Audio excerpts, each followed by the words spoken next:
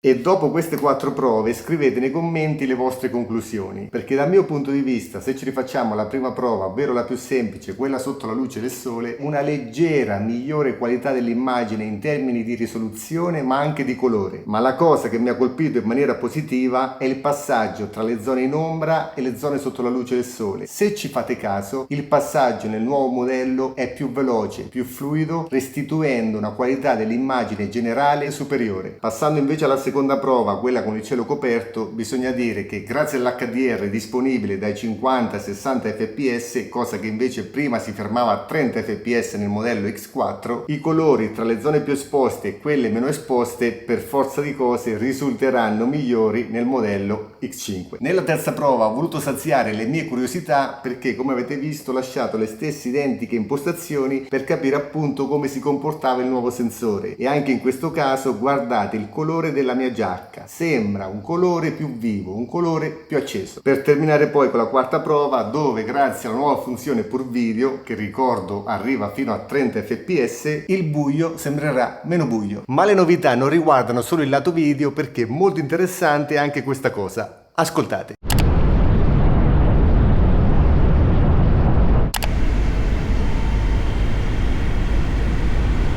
Nella X5 hanno aggiunto questa griglia multistrato in acciaio, eccola nel dettaglio, oltre al nuovo algoritmo che integra diverse funzioni, tra cui una molto interessante, enfasi voce. Facciamo un test, sta passando il camion dei pompieri dall'altra parte, la mia voce non dovrebbe essere in qualche modo offuscata, o perlomeno il software dovrebbe in qualche maniera enfatizzare la mia voce. Altra cosa che reputo molto ma molto interessante, che è un po' il tallone d'Achille di queste camere, è la durata della batteria. Nel nuovo modello Insta ci dice di aver introdotto la ricarica rapida, parliamo di poter ricaricare la batteria fino all'80% in soli 20 minuti tramite un caricatore certificato con 30 watt di potenza, ma tornando alla durata della batteria, teoricamente ISTA ci dice un più 54%, ma noi come sempre non ci fidiamo, quindi saliamo in sella e passiamo dalla teoria alla pratica. Ora le andiamo a spegnere e controlliamo in tempo reale quanta batteria hanno consumato. 90% qua la batteria è all'87%, quindi dopo 13 minuti di registrazione qua abbiamo il 90% di batteria restante, mentre di qua l'87%. Maggiore qualità video ed audio e una batteria più longeva, ma a dimensioni e pesi come siamo messi, perché spesso e volentieri le due cose cozzano. Infatti nel nuovo modello troviamo una batteria da 2400 mAh contro i 2290 del vecchio modello. Anche l'attacco è differente, quindi le due batterie non sono intercambiabili. Pesi e ingombri sono praticamente identici, infatti anche mettendole affiancate potete vedere. Lato vano batteria, quello della X5 è stato spostato un po' più verso l'alto, in quanto nella vecchia X4 trovavamo il vano della presa USB-C per la ricarica. Per quanto riguarda il lato opposto allo schermo troviamo la nuova cover antivento, mentre per il lato opposto al vano della batteria nel nuovo modello in basso troviamo questo sportellino che scivola per poi ruotare, dove all'interno è alloggiata la presa USB-C. Ma guardate anche questo dettaglio, se facciamo tornare lo sportellino in posizione, vedete questi due puntini colorati stanno ad indicare che lo sportellino è ancora aperto. I classici due tastini sono rimasti, come sono rimasti gli altri due nella parte bassa sotto lo schermo. Ma ora arriviamo alla novità che per il nostro stile di vita reputo quasi fondamentale. Guardate questa cosa, poi ditemi nell'immediato cosa vi frulla in testa. E se non l'aveste capito, un problema risaputo di questa tipologia di camera è la forma della lente. In caso di caduta, la prima cosa che tocca a terra è la lente stessa. E se la lente si graffia o si rompe, l'unica cosa che possiamo fare è mandare in assistenza la camera. All'interno della confezione della X4 trovavamo queste lenti protettive da poter inserire tramite questa ghiera per proteggere la lente principale. Questa soluzione la reputo molto interessante perché in condizioni action, in condizioni difficili, ci dà la possibilità di proteggere la lente, ma bisogna dire che con tanta polvere e con la pioggia qualcosa si infila all'interno della camera d'aria tra la protezione esterna e la lente stessa, pregiudicando di conseguenza la qualità della clip. Ma nella confezione della nuova X5 non troveremo più queste protezioni, in quanto con questo accessorio da soli 35 euro possiamo, lo dico al presente, finalmente cambiare le lenti in completa autonomia. Questo è tutto quello che troviamo all'interno della confezione, ma vi posso garantire che la sostituzione è veramente semplice. Delle salviettine per la pulizia, all'interno dovremmo avere guanti monouso, pennellino, classica pompetta per pulire i sensori e togliere la polvere, dispositivo per rallentare l'anello di tenuta e all'interno di questa scatolina troviamo la nuova lente agganciata ovviamente con una ventosa per poterla prendere con le mani e linguettina in plastica per sollevare la lente con facilità. All'interno della parte in plastica trasparente troviamo una ruota dentata, ma noi focalizziamo lo sguardo su questo simbolo arancione. Ma passando alla camera, non so se riuscirò a farvelo vedere, nella mezzeria troviamo questo puntino bianco ed ovviamente la stessa identica ruota dentata. Quindi allineiamo il simbolo arancione con il puntino bianco e con una leggera pressione iniziamo la rotazione fino a rimuovere l'anello di tenuta. Ed arrivati a questo punto, con la linguetta in dotazione ci infiliamo all'interno del canale per sollevare la lente. Questo è quello che troviamo all'interno, praticamente una sorta di o-ring che funge da guarnizione, la pompetta che serve per togliere ogni minimo residuo ed ora tramite la ventosa possiamo sollevare la nostra nuova lente per riposizionarla in sede. Ma dato che quella che abbiamo tolto era come nuova, andiamo a riposizionarla. Una volta appoggiata non si muove perché ha la sua sede ed ora non dobbiamo fare altro che inserire l'anello di tenuta, ricordando di riportare il segno arancione nella parte centrale in corrispondenza dell'asse di mezzeria. Ecco il puntino bianco nella giusta posizione. Ed inutile che vi dica, soluzione ben progettata, di facile realizzazione per quanto riguarda la sostituzione dell'ottica, quindi bravi progettisti, da parte mia super approvata. Ma adesso facciamo un po' di pulizie qua sopra al tavolino, in quanto al volo voglio mostrarvi la nuova interfaccia grafica, assolutamente più bella esteticamente esteticamente, ma soprattutto più intuitiva. Questa era la vecchia con le sole icone. Ma torniamo indietro, anche di qua, ed andiamo a parlare della nuova funzione non pur video, ma Instaframe. La funzione Instaframe è stata pensata esclusivamente per semplificare l'utilizzo di una camera 360. Che significa? Significa che con questa funzione attivata la nostra Insta360 X5 salverà due file contemporaneamente ma di formato differente. Da un lato avremo il classico file a 360 con una risoluzione massima di 5,7K Plus in 30 fps, dall'altro lato avremo un file MP4 con una risoluzione massima di 1080, formato 16 noni o 9 sedicesimi e un frame rate di 30. Quindi avremo subito disponibile un file con estensione MP4 come se fosse stato girato con la classica Action Cam. E tutto questo ci porta a pensare che la strada intrapresa dai progettisti è quella di modificare il software, di implementare nuove funzioni per semplificare l'utilizzo di una camera 360. E termino il video qua, anche se ci sarebbero tantissime altre cose da dire, tipo parlare degli accessori e come si ancora la camera sulla moto, parlare della nuova app per desktop e per dispositivi mobili, ma al tempo stesso anche la nuova funzione per avviare la registrazione. Guardate il movimento della camera, la registrazione si avvia e la registrazione si spegne. Ma a parte questi banalissimi dettagli, ho realizzato questo video con un intento ben preciso, ovvero non vi ho mostrato immagini e luoghi spettacolari, non ho fatto un montaggio da cinema, ma vi ho mostrato le potenzialità di questa camera nella maniera più cruda e semplice possibile, in modo tale che voi dall'altra parte, seduti sul divano, possiate avere un'idea ben chiara, un'idea pulita delle potenzialità di questa camera, delle novità della X5 rispetto alla X4. Vi ho portato in giro nelle colline marchigiane, che tra l'altro sono dei luoghi fantastici, per farvi vedere appunto come possiamo trasformare anche la nostra semplice uscita quotidiana in moto in dei ricordi bellissimi. Ciao ragazzi, e come sempre fate i bravi ma non troppo, e noi ci rivediamo al prossimo video pippone.